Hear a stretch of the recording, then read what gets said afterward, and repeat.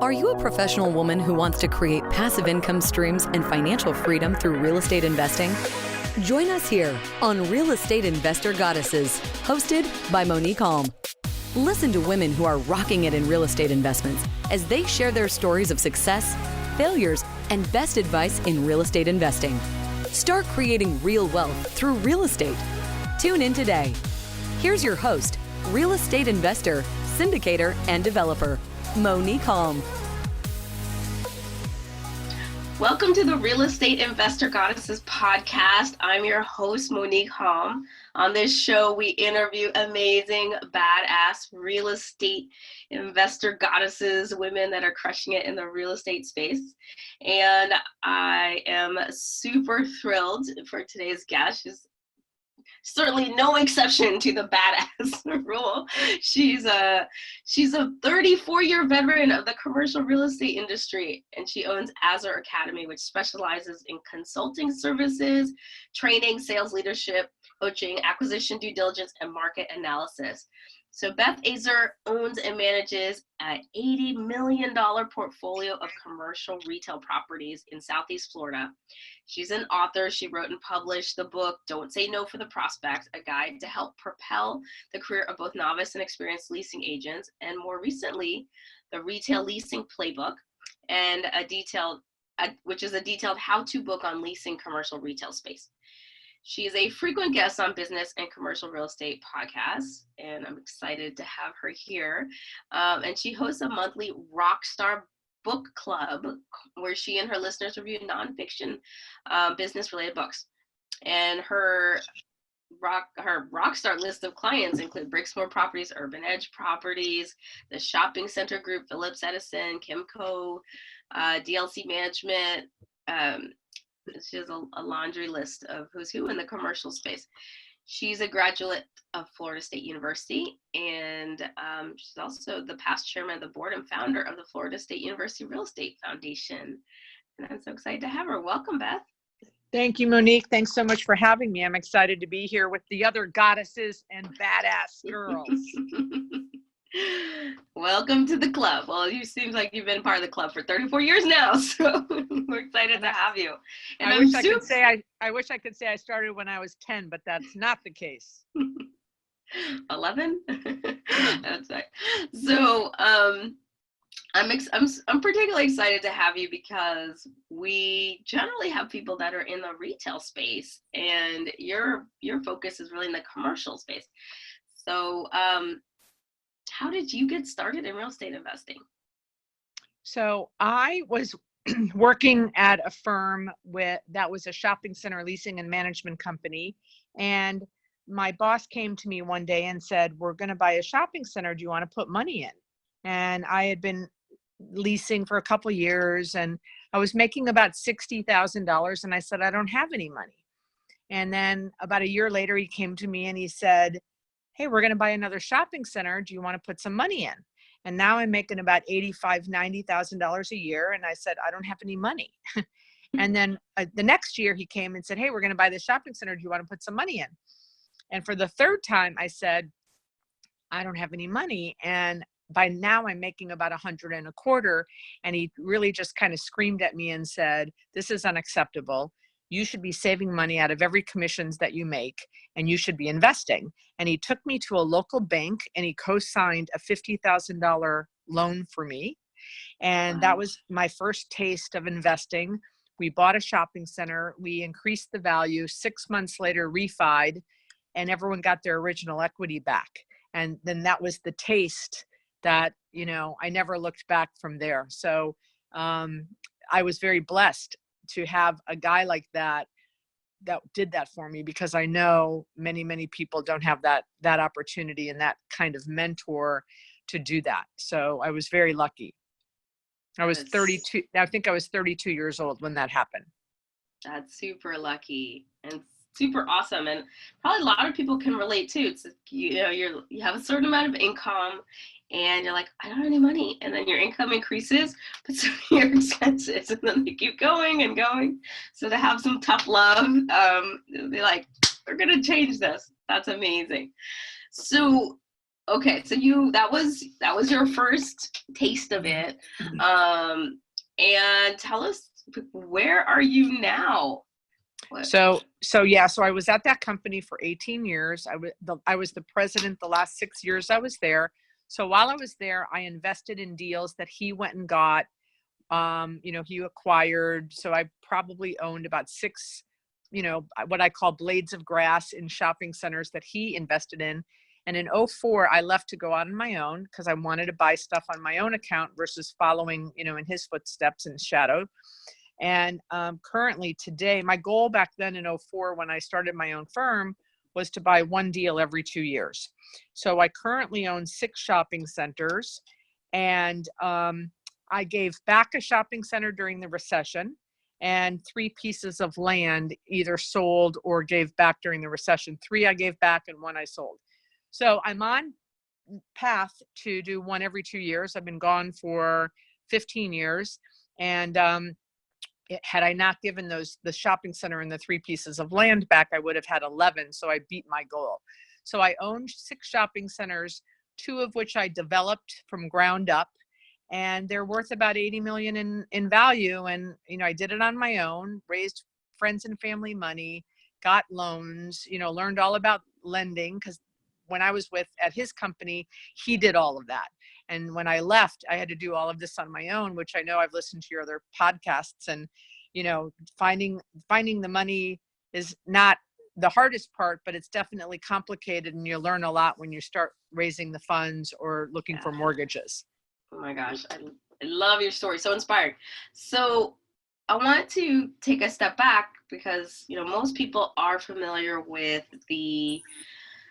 most people are familiar with an apartment or a house, because they live in them. But can you share some of the differences between owning a shopping center and a apartment building?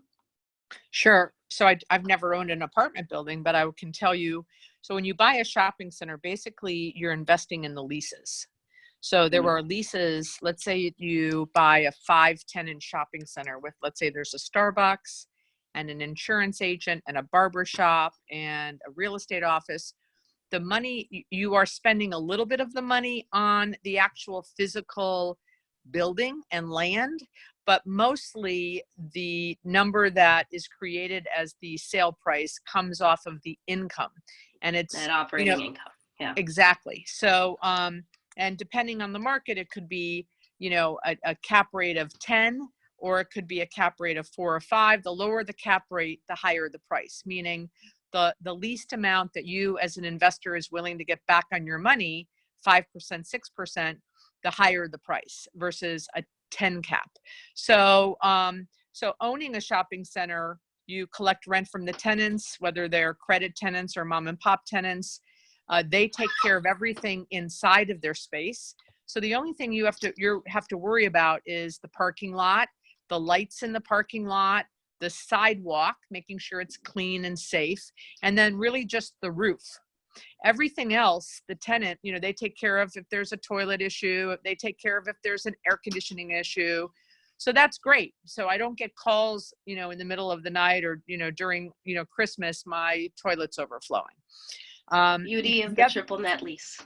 Exactly. Yay. And they pay their share of taxes, insurance, etc. And why I like it so much, and because when I was 18 when I got my real estate license, because my parents were in residential.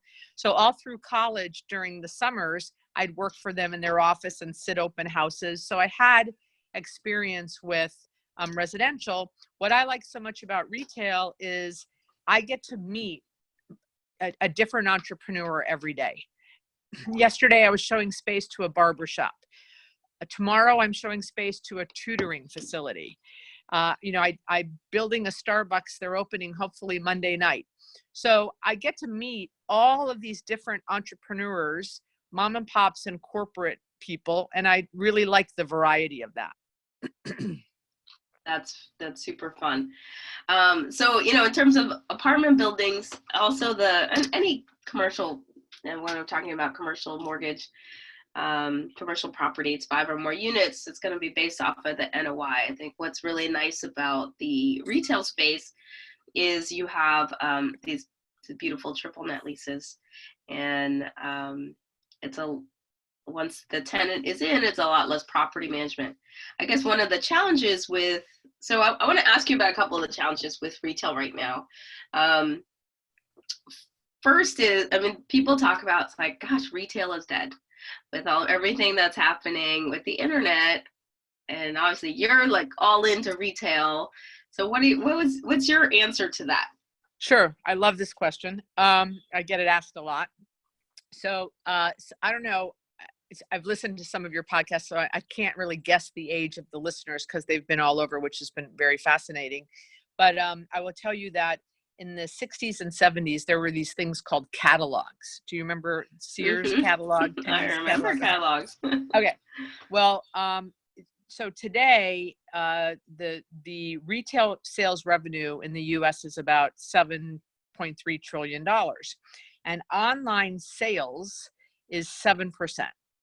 Well, during the catalog era, catalogs were 10%.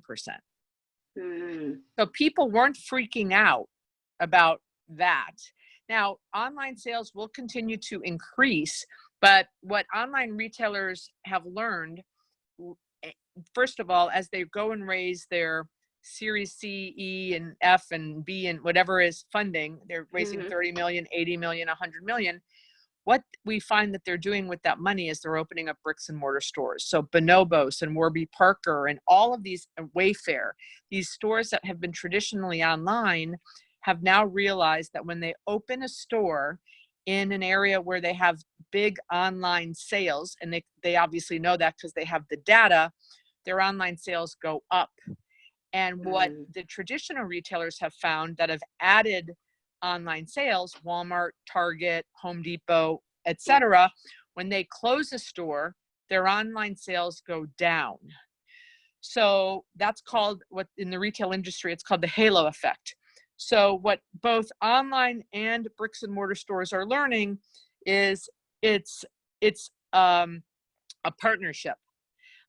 Physical stores need to have online, and when online open physical stores, the revenues across the board go up. So I am not worried about the retail industry. Now, if you have a shopping center in a market where there's 40 shopping centers, like I wouldn't buy a shopping center where there's 39 other shopping centers with vacancy, right? That you have to be a smart investor. I like to buy shopping centers where, based on the supply and demand theory, where there's a lot of, housing and very few commercial properties.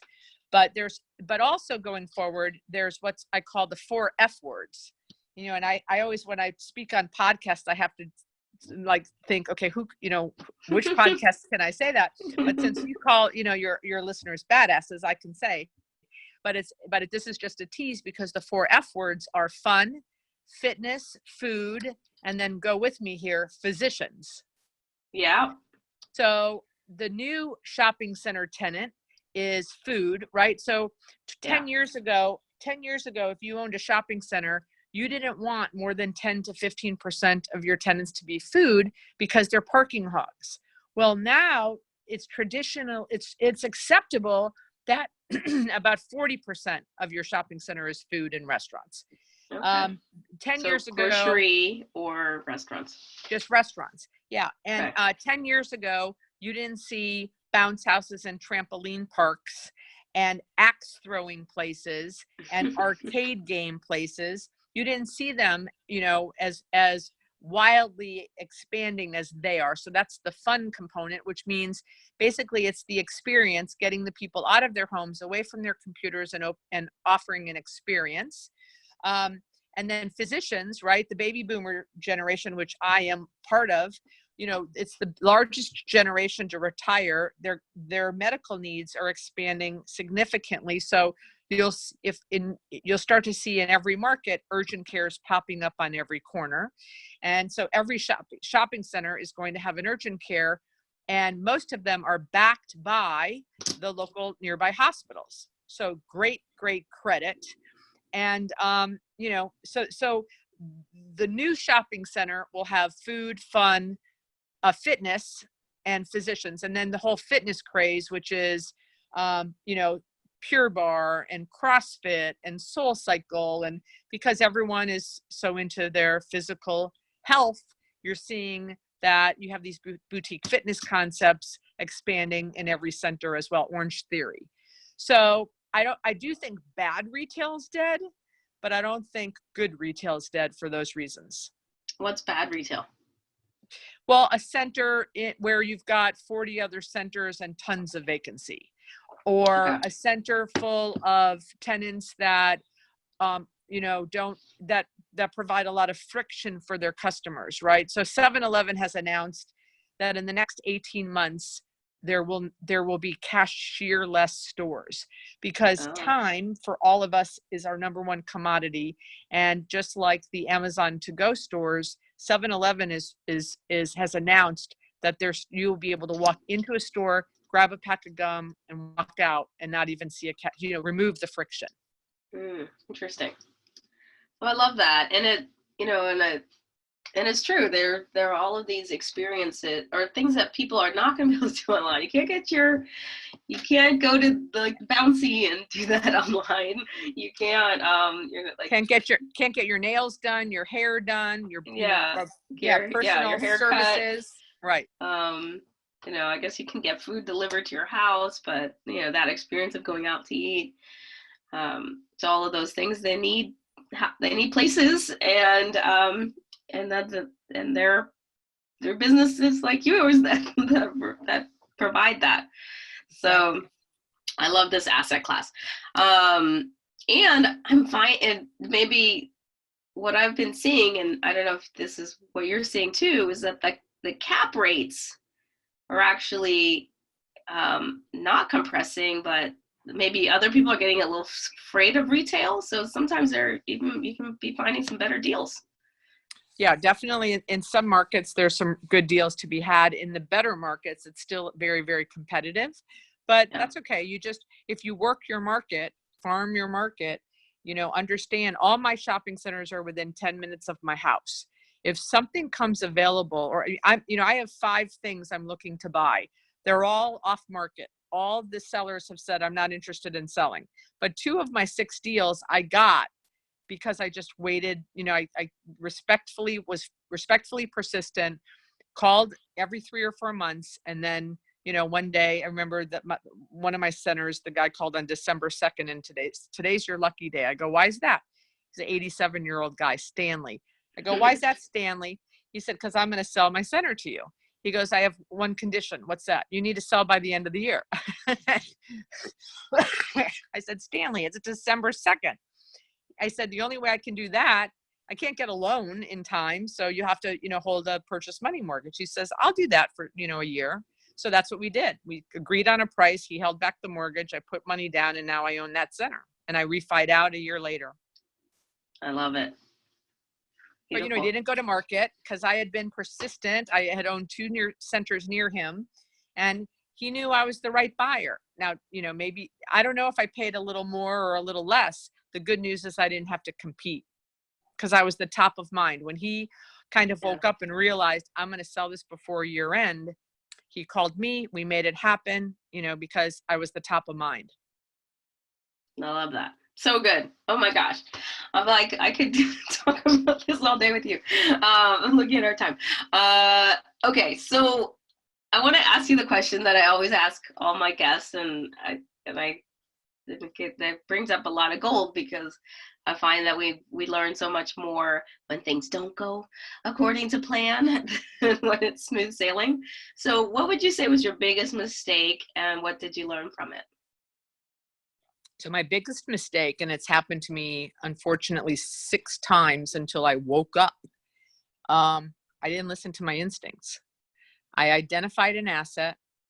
I went and talked to a guy who I thought was smarter, who knew the numbers better, and I knew the market better, but I listened to him, and 6 times I did not go forward and buy an asset that then someone else did it 6 months, a year, 2 years later. 6 times. I don't do that anymore. If I have an instinct, I don't talk to anybody. I go for it. I put it under contract. I raise the family and friends money. I get a loan from the bank, and they don't always close. Sometimes something comes up, but I never want to make the mistake again that I didn't go for something I believed in and let someone else come from behind and do it. I'd rather learn while I'm doing it that it was not the right move and, eat up some, due diligence costs than listen to someone talk me out of it. So that was.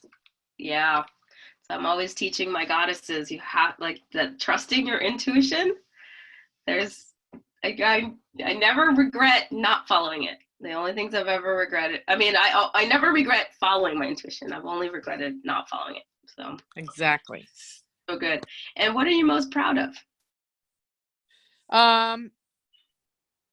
Gosh, I'm proud of my boys. I'm proud of a deal I'm working on now where I bought a 2-story office building that was 42,000 square feet, 1970s on a hard corner, like a great intersection. And I got my partners and I said, look, this is an office building that's got 23 tenants. And I've got 4 of the tenants that go all the way to 2024. But I have this plan. It's a crazy plan, but I have this plan to build a little strip center, 3 tenants with Starbucks in the parking lot off of the corner. And so I have to convince Starbucks to go off the corner. And then I have to go convince the city to let me diminish the occupancy of the office building so that when it comes time to break ground on the Starbucks building, the building's occupancy is low enough to make the parking work for the new building. And again, a lot of people said, you are crazy. It's never going to work, but I didn't listen to them. We got Starbucks to agree. We got the city to agree. And next Monday, Starbucks is opening and the building's demolished. Well done. Well done. So it was a big, and I said to the partners, it's still a phenomenal intersection. It's still a phenomenal piece of property. If we have to wait till 2024, we'll wait them out. We got it at a price where we could have afforded to do that. That would be plan B. Plan A is let's swing for the fences. And we did, and it worked. It's crazy. So I'm very proud of that. I'm proud that I didn't listen to the naysayers. Also really great advice. So you've been at this for 34 years, you've been super successful. To what do you attribute your success? I think work ethic.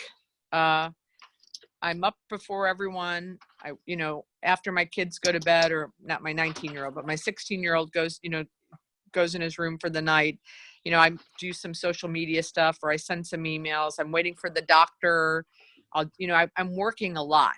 And I'm always continuing to educate myself and improve by listening to podcasts or books. And I just think I outwork everyone. Now, at 59 years old, Monick, I'm starting to slow down. But early on in my career, why the guy took me and co-signed the note was because I was, a maniac. I worked a lot. And my husband at the time, we both were building our careers. So it worked for us. And now when it's time, I don't miss a soccer game. I don't miss a high school performance. I don't miss a golf tournament. I have my priorities set. But when I'm not, and I do like my massages every couple of weeks. So I do take care of myself. But I just think there's people, I coach a lot of people and they go, how do you find the time? And I go, well, how many hours do you watch of Netflix every day? And then they go like 3. I'm like, well, I don't do that. I focus on other things. So I think what separates me from the rest is work ethic. And also I believe in the village. I believe that find great people and treat them really well. My assistant, who's now my director of operations, has been with me for 15 years. And I, just flew her and her boyfriend to New York City to go see Billy Joel at Madison Square Garden, because if it wasn't for her, I would be nowhere. So I think it's so important to treat the people who help you, help run, whether it's the plumber. My mom was a property manager and she had like 400 absentee rental, like tourist rental markets. Like she would be the property manager for people who own them all around the country in Florida. And she would say to me, oh, I couldn't live without my plumber. And I go, oh, do you tell him that? She goes, oh no, it would go to his head. And I take the opposite, tell him, treat him well. When there's a hurricane in South Florida, my vendors are at my properties first because I pay them fast. And once a year I have a vendor appreciation event where I buy them a bunch of wings and beer at a local pub, and I give them, gift cards for tenants in my shopping centers, whether it's the sub shop or the barbecue restaurant. So I'm helping my tenants and I'm also helping my vendors. And I want me to be the first call they answer after a hurricane to open up my entranceways for my tenants. Oh my gosh, there was so much gold in that answer. It was so good. From the taking really good care of the people that work for you, with you, to the not just like the work ethic, and it's like prioritizing where your time goes. And people, I get that too. It's like, how do you find the time? It's like, I don't watch TV. That's how I find the time. So that's hours that other people are using, watching other people live, like fake people live life that I actually spend doing things. Exactly. So, and then also what was great is that you're always educating yourself too and growing, and all of those things are so crucial. So this is beautiful. Before we get to our famed end of show Trinity, I have a couple more questions for you. First, what do you wish you'd known at the beginning that you now know? Math. The numbers. It's always about numbers, isn't it? Sister Christine, my nun in second grade, told my parents in front of me, Beth will always be great in English and history, but math and science, not her thing. And I heard that. It's so important that teachers and leaders are careful, adults are careful of what they say in front of children, to the extent that, Monique, I majored in English literature in college. So that ran with me forever, in all the way to this job in real estate. And I always just thought, well, I'm just not good at numbers. I'm just not good. And I literally had to take 3 or 4 classes and, become a rock star in my career to know I'm really good at numbers. And, but I tell you, I mentor women, and they have this intimidation and fear about the numbers. And I coach women, they want to invest in cash flowing real estate. And well, why don't you? I'm afraid, and it's too complicated, and I don't know the numbers. Top 3 reasons every time. I'm like, there aren't that many numbers to know. If you just memorize the 3 or 4 formulas, you got it. But it is a fear of women that I never hear from men, ever. No man ever says, I'm afraid of the numbers. But women say it all the time. And I lived it. So you wish you'd known that you can handle numbers at the beginning. Yeah, I wish I knew that it wasn't, that math and the numbers weren't this scary thing that it was okay for girls to not really know. Like that, I wished for 20 years I didn't live with that, because it was stupid. Well, it's good you know that now. And also, I think it's important for people to remember, at the beginning, you're a beginner. And so there's skills to learn and things to know, and you're not going to be perfect at the beginning. It's okay to be a beginner, but you get mentors and people to help support you, and then you get into it. Exactly. So beautiful. So before we do our Trinity, what's the best way for people to contact you if they want to find out more? So social media, pretty much my name, Beth Azor. So BETHAZOR. Very active on LinkedIn. I do have a Facebook page and Instagram. I have over 150 videos, free videos on YouTube that talk about sales training, mostly in how to lease shopping centers, but smart people could convert the prospecting lesson to whatever, business you're in. And then I have, my podcast is, I don't interview people. It's mostly just rants or, today's lesson on blank. And it's also the book club. We put the book club there, where, and that's on Anchor. So there's about 50 different podcasts. So anywhere on social, Beth Azor, or my website is bethazor.com. All right. Awesome. So time for your Trinity. What's one brag? What are you celebrating? So I think it was the one where I bought the office building and convinced Starbucks and the city to take a flyer on my crazy idea. So that's my big brag. And I can't wait, 5 days and Starbucks is opening for business. So very excited. Well bragged. And what's one thing you're grateful for? My 2 boys. Beautiful. And my health. Beautiful. And last but not least, what's one desire? My desire is that my boys grow up to be kind men, caring men, and responsible men, and that they have, a joy in life, and the glass is always half full. That's my desire. Well, so shall your desire be, or so much better than you can imagine. Thank you so much. Thank you. This was such a wonderful interview. It was it was filled with so many gems. I love it. So thank you so much, Beth. You can find her go search Beth Azor everywhere. Azor. You'll find it. And you can find me at reigoddesses.com, and there you can join our community of amazing women from all over the world now. I think we're in 19 different countries.